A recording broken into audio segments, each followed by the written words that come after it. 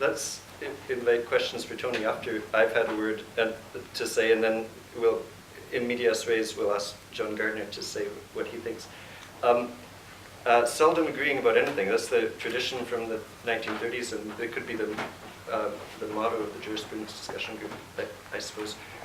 What I'd like to do is very briefly just say something about jurisprudence, but don't worry, not too much, and then say a bit about Oxford. And the good thing about jurisprudence is that you might understand something that's actually really difficult to understand. And then I won't say anything more about what's good about jurisprudence. There are bad things or dangerous things about it. And then what I want to say about Oxford is how those dangers can be.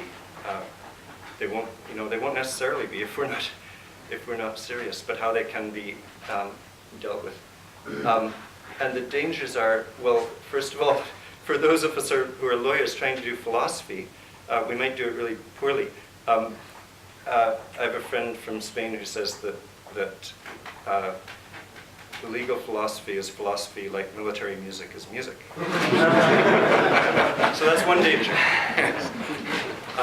And the other danger is that insofar as we're decent philosophers, we really won't want to dirty our hands with law, and we'll lose track of what we're doing philosophy of, and that's a genuine danger.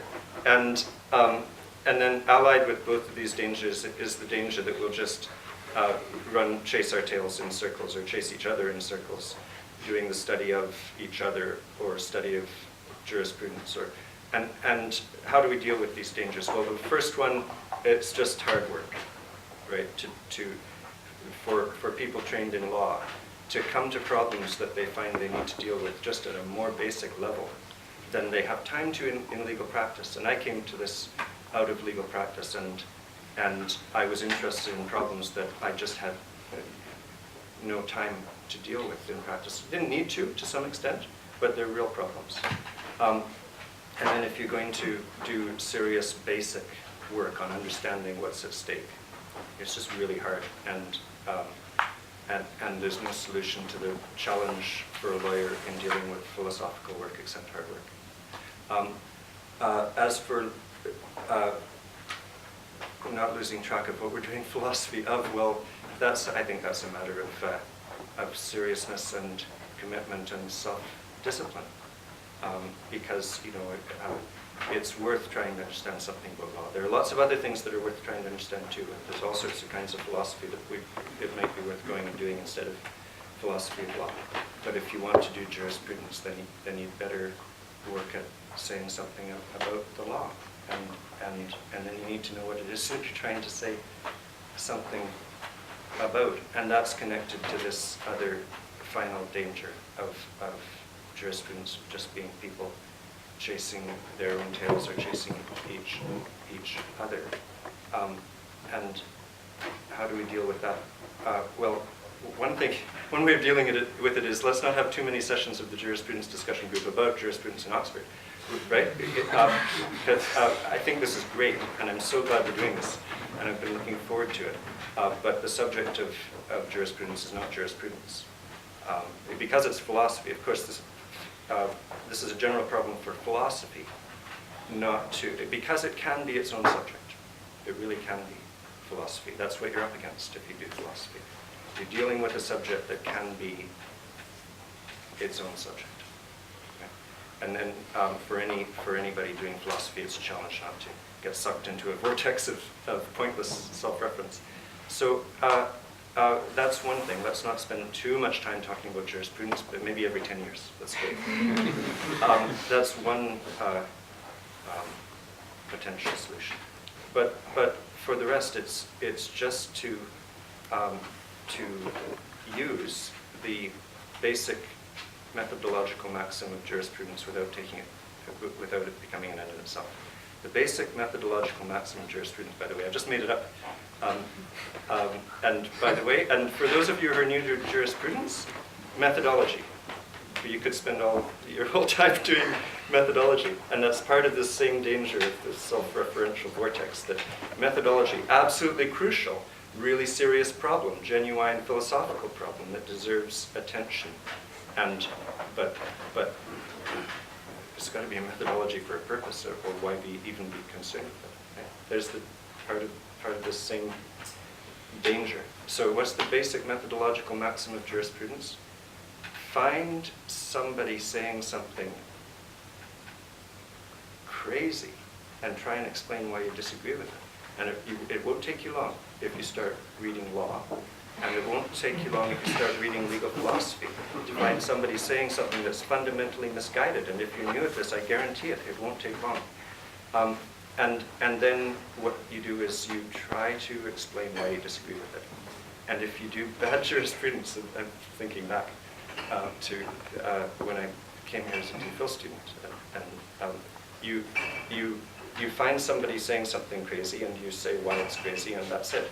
And that's bound to be a bad methodology, because you shouldn't be doing it if it's as simple as that. And the only reason to disagree with something that somebody else has said that is crazy is if there's if we'll gain something in understanding, something worth understanding, as a result of trying to explain why we disagree with somebody else. And then for that to do something that's worth doing, you need to make something out of what somebody you disagree with has to say. You need to be serious and take them seriously. And being polemical is really a danger for jurisprudence. So there, I don't think any of us should be ashamed of the basic method that H.L.A. Hart followed, but so have lots of other people, of finding something you disagree with in somebody else, in something that somebody else has said, and trying to explain what you disagree, or why you disagree. But jurisprudence becomes the study of jurisprudence, or the study of books, and this is something that Hart wanted it not to be. If you're just polemical, there's no point in being polemical in itself. You know what? Here's something I think that's important about jurisprudence. That it's actually, if you find somebody brilliant, a great legal philosopher, and show that what they've said is inconsistent, for example, right? And if it's inconsistent, then there's something wrong with what they've done. You've gained nothing whatsoever. The fact that some person has said something inconsistent is not actually any step towards understanding anything at all. So, if this is the basic method of jurisprudence, to find something somebody else has said and find a way of disagreeing with it, there's the danger. You see the danger of just being engaged in a game of chasing people, and it can happen. It does happen. Many of us have done it. I won't point fingers except at myself. It just takes a commitment to try to understand something. And you know what? I think a commitment to the people you're communicating with. And when you do jurisprudence, you should think of it as reasoning with yourself and reasoning with other people too. So that's the danger of jurisprudence chasing its tail can be dealt with, but it's hard work, and that's partly because of the first point, that doing philosophy is hard work, and it takes a charitable approach to the crazy things that people have said, because they really are crazy, right? But you won't gain anything without making the best that you can of what somebody else has said.